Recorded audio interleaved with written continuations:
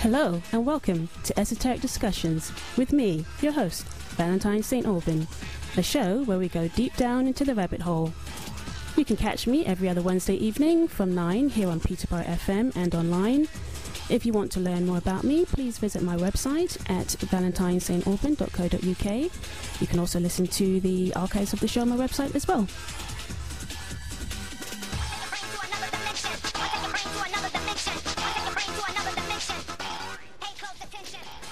It's the 31st of August 2011 and we are finally coming out of the Mercury retrograde phase.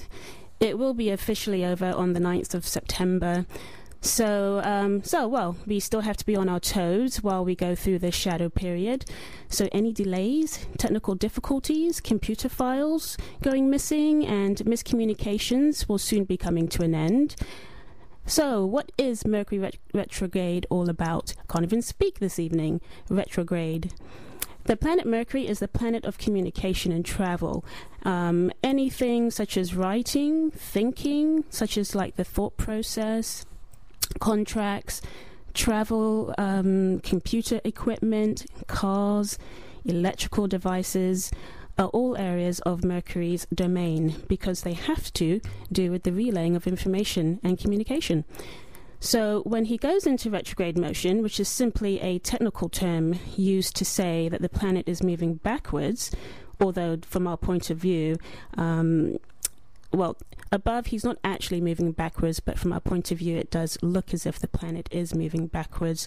So it's a trick of the eye. So that's why we call it a retrograde period, because retro meaning to go backwards. But during a Mercury retrograde, one of the biggest complaints people often have is that computer files often go missing, or like backup systems stop working. And it can affect all sorts of areas as well. I mean, I've been watching the Athletics World Championships that's taking place at the moment in South Korea, and of course, if you do follow athletics at all, you'll know that Usain Bolt was disqualified from the 100 meter, and he was disqualified because he false started, which he never does. So a lot of confusion there, and he wasn't the only one. There's been others that have had this problem during the championships. Christina Ohorogu, she's the 400 meter champion, the Olympic champion, and she also false started and was unable to complete her match. So it doesn't surprise me one bit that that's been taking place, while Mercury's been doing his dance backwards. And it was very interesting as to what the commentators said as well, saying that, obviously it was a lapse in concentration, and that is exactly what happened because, Mercury is a mental sign. He is the ruler of both Gemini and Virgo. So when it goes into retrograde motion, it affects how we think. And actually, I was just looking up a few things, and Usain Bolt, if you can't tell, he is a Leo. He has a Leo sun. And he's also born with his Mercury sitting very close to his sun. So for him, Mercury retrograde is a very difficult phase of time for him because he's always going to have difficulty concentrating and thinking straight. So it doesn't surprise me at all, as I've said, that that happened to him. Hopefully, he's got another event coming up, which is the 200 meter. So hopefully, Mercury would have moved on just a slight bit, and hopefully he won't have the same mistake as he did in the 100 meter. So, signing any contracts during a Mercury retrograde phase is a no-no. I often like to say to people, usually what happens is that you're unaware of certain details, and they will usually come back and bite you in the behind. So oftentimes you do not fully understand what the contract is saying, or you misunderstand the details. So, as I said, anything related to information such as writing, that can also be a problem. The possibility of an email going to the wrong person can happen, or emails will literally just go astray and you may not get important information.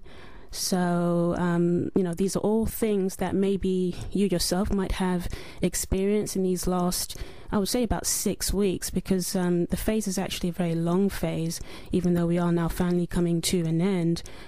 So for any of us, we could have experienced any of these things: computer malfunctions, or emails going funny, or just miscommunication, just simply miscommunication. So I also like to say to people as well, don't buy a car when Mercury is retrograde, because you will definitely buy a lemon, and I can say that from experience because I've had that happen to me. So again, you have to think about cars relating to the travel side of Mercury, and so again, that's another no-no. And one last thing that you never do when Mercury is retrograde is buy clothes, because you will not make a very good decision on what you're buying. And usually those items that we have in the wardrobe that get worn once, those are usually bought while Mercury is retrograde. So again, I always say to people, just ease up, take a break, and wait for things to start moving forward and in a more healthy manner. So, I suppose you might be saying, well, what is Mercury retrograde good for? Well, it's good for a few things. It's good for revising ideas, picking up an old project and taking it forward, meeting old friends, or meeting up with people you haven't seen for a while. Anything to do with the prefix re fits in very well with Mercury retrograde period. So again, it is useful for those types of things. And as the new phase now is coming in, and we are coming to a close of Mercury retrograde, you can now begin to start those projects that maybe you've been having difficulty launching during the month of August and late July. So as we get into September now, you might find life picking up, and well, isn't it nice and refreshing? So let's talk about let's talk about an alignment that's coming up. So it's around late September, early October time. There's a lot of discussion on the internet, within the metaphysical community, and they're quite concerned. Everybody's concerned about Comet Elenin. She's coming into another alignment with planet Earth and the Sun, and I believe Uranus is going to be in the mix with this one. So I would be on your toes, just looking out for any kind of earthquake activity or volcano activity. If you live in a fault line area, just be extra vigilant. The last time Comet Elenin made an alignment was back in March with the Japanese earthquake. So I think it's something to take on board. There are different ideas about Comet Elenin. Some people, first of all, Comet Elenin is not Planet X, and there is a bit of confusion there. A lot of people think that that maybe Comet Elenin might be Planet X, and well, it's not. My guest that I've had on previously, Anne Ella, who will be joining me later on in the month of September for part 2 of her interview, she has clearly said that Comet Elenin is actually disinformation, so she doesn't even buy into any of the information relating to Comet Elenin and any of the alignments. She will say, quite frankly, that anything that's going on related to the earthquakes or the earth changes is because of Planet X. But I'll be having a few shows in September. We're going to be talking about Planet X quite a lot during the month of September. So if you don't know what I'm talking about, if you haven't heard about Planet X, then please do tune into my show in September, and you will get to hear a few more details. But, so as I say, that there's different schools of thought, but what people are saying on the internet is that, amateur astronomers as well as professional astronomers have noticed that when Comet Elenin comes into an alignment with Earth, it seems to be creating some kind of chaos. And if that's true or not, I'm not sure. But as I say, just be on the lookout.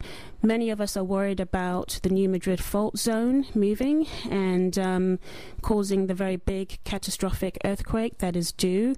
The New Madrid fault zone is located just a couple of hours away from St. Louis, Missouri.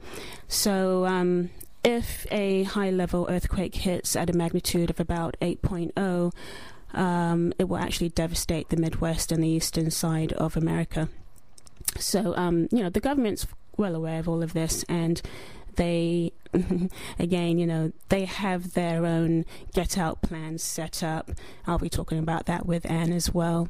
So, we have to look out for ourselves. So just be on the lookout towards the end of September, going to October time. Hopefully, and I cross my fingers, hopefully nothing will be happening. And then you have those as well that are saying all of these earthquakes are related to HAARP. So let's hope that the HAARP weapon, high-frequency weapon that some of these governments are using against each other, isn't being used during this time.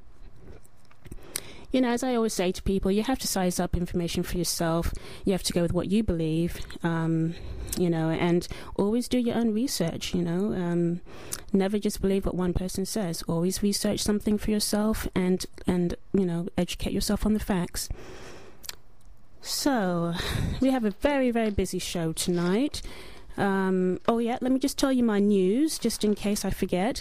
I'm going to be on Sky TV tomorrow evening between 8 to 10. I'm going to be on the show On the Edge with Alex G.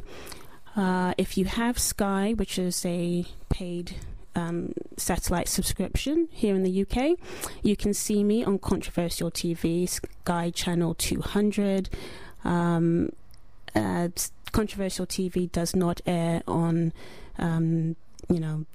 unpaid television, so it's only really for Sky viewers. But once I get an archive, I will be pushing it up onto my website. So if you missed the interview and if you're interested, you can check it out on my website. I'll put a message up when I do actually upload it. So let's get on, because I could be talking all evening and not getting on with what I need to get on with this evening. Tonight I'm going to be talking about MK Ultra and Project Monarch. We're going to be having a short interview with Shane Collins, who is the director of the Urban Green Festival, which is taking place this weekend. And later in the show, we're going to be speaking with Tashara Forrest, who's also known as Sharon Angelica. And she's going to be giving us a musical performance, and she's also going to be discussing her company, Renew Wellbeing. So lots to do, lots to talk about. We're going to take a quick break, and when I return, I'll be speaking to Shane Collins.